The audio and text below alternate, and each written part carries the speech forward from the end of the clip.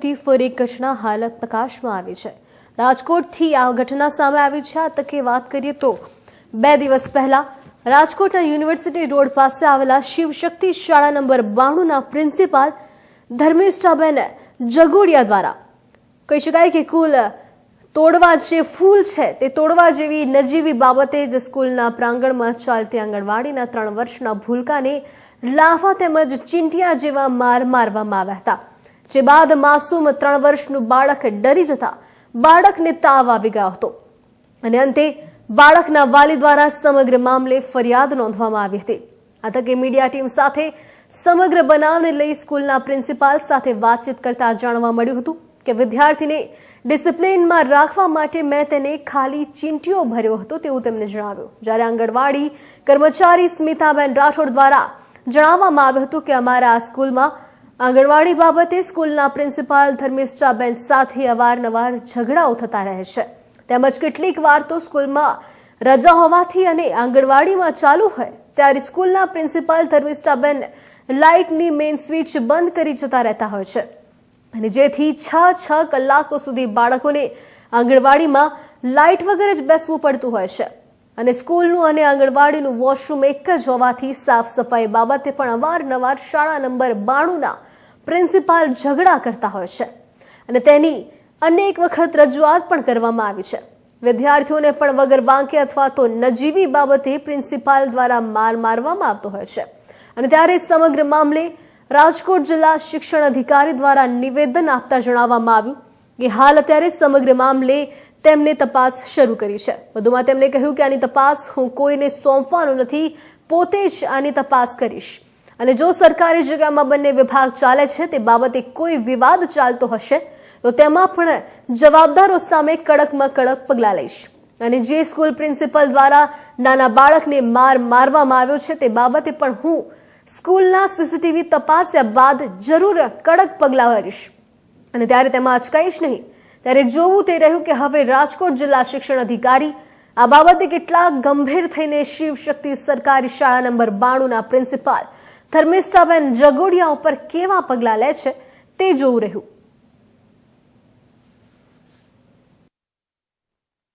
Madam, શું કાલે બનાવ બન્યો હતો અને શું કાર્યવાહી છે, શું કહેશો? ગઈકાલે શું બનાવ બન્યો? બનાવમાં એવું બનેલું છે કે બાળકો છે ને એક સાથે નાના બાળકો છે 3 થી 5 વર્ષના આંગણવાડી કેન્દ્રમાં, પછી બાલવાટિકાથી 8 ધોરણના મારે અહીંયા 250 બાળકો છે પ્રાઇમરી સ્કૂલ શિવશક્તિ પ્રાથમિક શાળા નંબર 92માં। હવે અમારે અહીંયા ટોયલેટ બાથરૂમ છે ને કોમન છે દીકરા દીકરીઓના, એમાં નાના બાળકો પણ જતા હોય, મોટા બાળકો પણ જતા હોય, એટલે વારંવાર આંગણવાડી કેન્દ્રના બહેનોને સૂચના આપેલી છે કે બાળકોને એક સાથે જવા દેવા નહીં, કારણ કે ભૂતકાળમાં ઇસ્યુ બનેલા છે કે નાના બાળકોને મોટા બાળકો હેરાન કરી શકે, દીકરા દીકરીઓના પ્રશ્નો થાય અને સાથે એવું પણ બને છે કે આંગણવાડી કેન્દ્રમાં વાલી છે બેઠા રહે છે।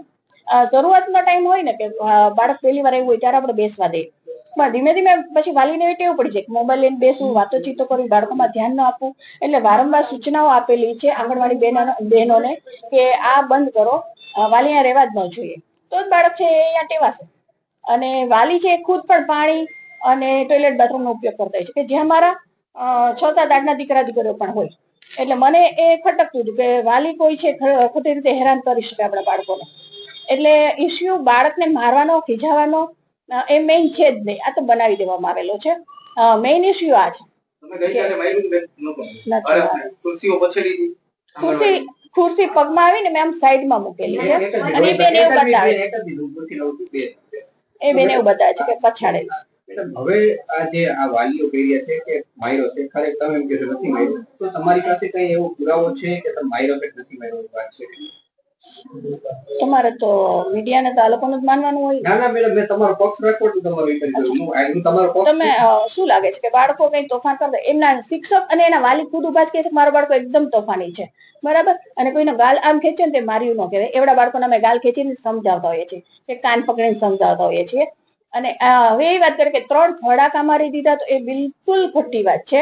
બાળકને ખીજાવવું એ જરૂરી છે શાળામાં શિસ્તમાં રાખવા માટે, અને એટલે શિક્ષકોના હાથ બાંધી દીધેલા છે, મારવાની મનાઈ। રાજકોટ સ્મિતા છે, શિવશક્તિ શાળા નંબર 92 ની અંદર આંગણવાડી કાર્યકર તરીકે ફરજ બજાવું છું. ગઈકાલે મારી આંગણવાડીના બાળકને પ્રિન્સિપાલ દ્વારા એક લાફો મારી લેવામાં આવેલ છે. એના તરફથી વાલીએ ફરિયાદ કરેલ છે, પ્રેસમાંથી બધા રિપોર્ટર બધા આવેલ છે. અત્યારે પ્રિન્સિપાલ મેડમ સાવ ફરી ગયેલ છે. અમને સાચો બાળકને ન્યાય અપાવી. બાળક અત્યારે તાવમાં એટલું પડ્યું છે કે ઊંચું મોઢું કરીને કાલનું જમતું નથી પાણી પીતું. કઈ બાબતને લઈને માર એક ફૂલ તોડવા બાબતે થઈ ગયું. અને શું પ્રિન્સિપાલ શું વારંવાર મુશ્કેલી ઉભી કરે? આંગણવાડી ખાલી કરો, આંગણવાડી ખાલી કરો, બસ એની એક જ છે કે અમારે ક્લાસ ઘટે છે, આંગણવાડી અમને ખાલી કરાવી. આ બે આંગણવાડીના ક્લાસ 2012 માં અમને સોંપાયેલા છે. આ આંગણવાડીના રૂમ છે. ત્યારે તો જરૂર નથી, ક્લાસ ઘટે છે. એમાં આવતા જ ક્લાસ ઘટવા મળ્યા. અને શૌચાલયની શું માથાકૂટ છે? શૌચાલયમાં બાળકોને સ્કૂલ છે એટલે એક સાથે જ બાથરૂમ છે, તો અમારા બાળકોને ત્યાં જવા દેવામાં આવતા નથી. તમારા બાથરૂમ બાળકોને જવું હોય તો તમે. ચોનલ પ્રવક્તા, ગુજરાત પ્રદેશ કોંગ્રેસ સમિતિ. આજે તમે રજૂઆત કરાવી, શું માગણી છે?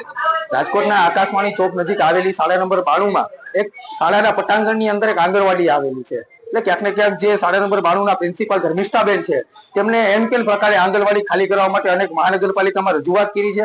આંગણવાડીની અંદર 40 થી 50 નાના ભૂલકાઓ અભ્યાસ કરે છે. એટલે નાના ભૂલકાઓને વોશરૂમ જવું હોય તો આશા વર્કર બહેનોને પ્રિન્સિપલ દ્વારા અવારનવાર કહેવામાં આવે છે કે તમારો સેપરેટ બાથરૂમ રાખો, આ તમારા કોઈના બાપનો છે, અમારે સાફ કરવાનો. એમ કેમ પ્રકારે નાના બાળકોનો વાક શોધી અને આંગણવાડીની અંદર જઈ અને રાડા બરાડા પાડે છે. વાલીઓ અને આશા વર્કરોને ધમકાવવામાં આવે છે. ગઈકાલે એવી વાત થઈ કે 3 વર્ષનું બાળક વોશરૂમ ગયું હતું અને વોશરૂમ થી આવતા સમયે એક છોડનું ફૂલ કર્યું હતું.